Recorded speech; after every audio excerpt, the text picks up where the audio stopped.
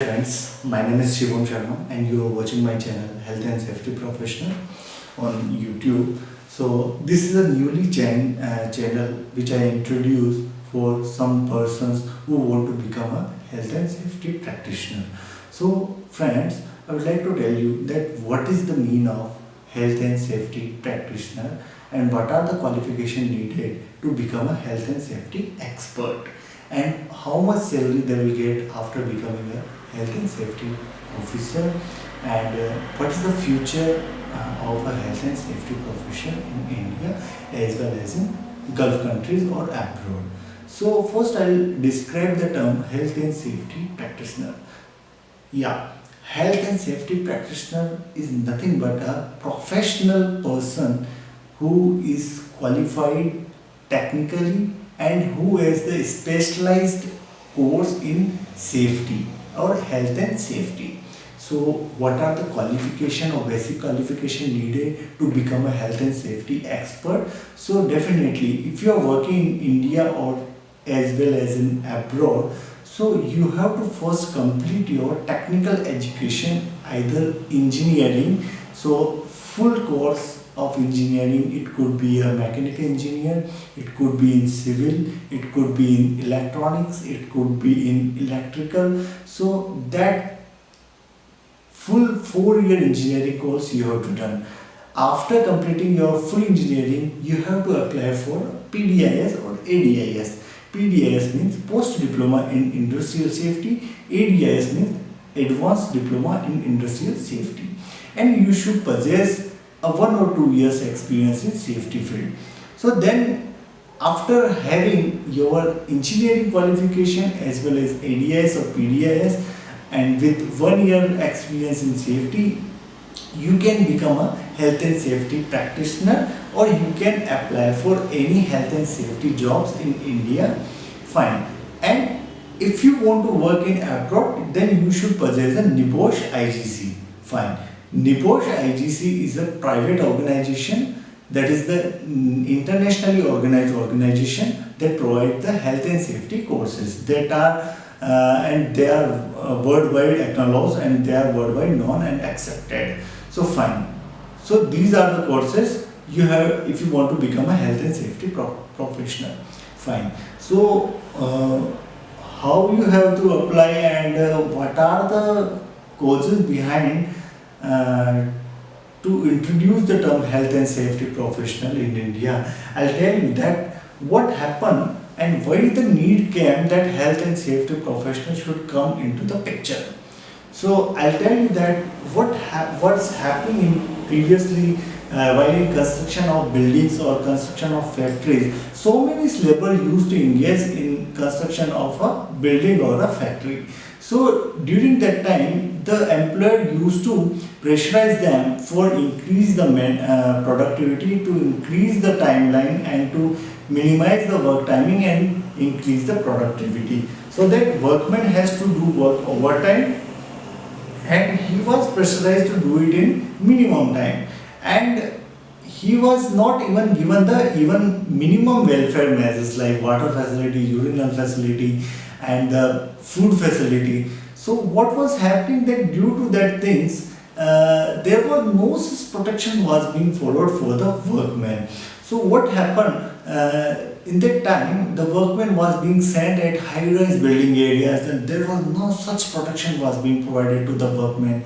So labor was exposed to a high safety hazards or high risk of activities like there was such risk like fall from height and the earth moving vehicles. So in that time or in that day, so many incidents occurred due to the fall from height, road accidents or the construction related equipment or construction related activities.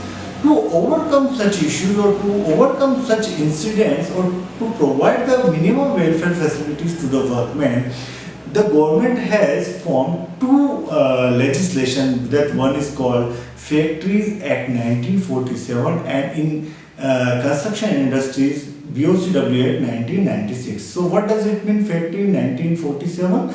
That is applicable in the manufacturing industries. So what manufacturing industries, like where the workmen are working about the 10 members and the power driven equipments are being used to construct or manufacture any equipment or any facilities. So that facility is called the manufacturing facility. So in that facility, if the workmen are engaged, so that will be considered in Factory Act. So if the workmen are working in construction of a building or factory or high-rise building, so about 20, so in that concern, that employer has to take a BOCW Act and he will be working under the BOCW Act, and the local rules or state rules will be applicable as far as you will go to the different states. So fine. So in that rules, 1947 Factory Act and the BOCW 1996, there are some rules prescribed about the safety officer qualifications and his responsibilities. So first I'll clear you that safety officer could be either a girl or female, or could be a male or gents, anyone. So there is no systems that's only male or female could be. Anyone could be a safety profession, but the term is that you should possess a minimum qualification like engineering, then PDIS or ADIS. So now the term came that the who provides the PDIS degree and who provides the ADIS degree. So PDIS degree basically is provided by the RLI Institute. So we have in India 5 RLI institutes, regional level institute, who provide the post diploma industrial safety. That is the full 1 year course, and that's a very valuable course. And ADIS is provided by the CLI, Central Level Institute, that is in Mumbai. So that level institute provide the CLI degree. So after having both qualification, if you are working as a health and safety practitioner, so your responsibility are also entitled in that legislation part. So as per that legislations, what are the responsibility of a health and safety professional? I'll tell you in detail. So fine, health and safety officer and his details or responsibilities, which are led by in BOCW Act or Factories Act. So first responsibility is to ensure the legislation part or legislations or legal requirements are being followed at site. So he not has to follow all the requirement. Only the thing is he has to assist his management or his project manager to fulfilling the requirements of the legal requirements. Fine. So legal requirements could be like the BOCW Act, like the hazard and waste management rules and waste management. Several management rules are there by the CPCB, Central Pollution Control Board, and environment rules are there. Some municipality rules are there, solid waste management rules are there, so noise rules are there. So that rules are to be followed. So safety officer will just assist the management to fulfilling that requirements. And the second responsibility of a safety officer is to conduct the inspection at site level. So he has to go at site and inspect and identify the critical hazard and the risk pertaining to the particular hazard or activity, and he has to suggest his management that how that particular risk can be overcome or can be reduced up to a level that is acceptable for an organization.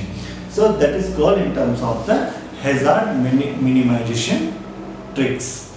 So after that he has to conduct some investigations also. If any near miss, if any first aid investigations or incidents happen, in that case the safety officer has to go to conduct the investigation, and in investigation he has to find out some root causes or direct causes particular with the incidents, and by that direct causes and root causes he can determine the corrective and preventive action particular to the incident, so that particular incident should not happen in the future, so that hierarchy can be managed, that we can prevent or avoid the fatal or major incidents at site level. So these are the major parts in that, and issuing, he has to just ensure that the welfare measures are being provided to the workmen or not, and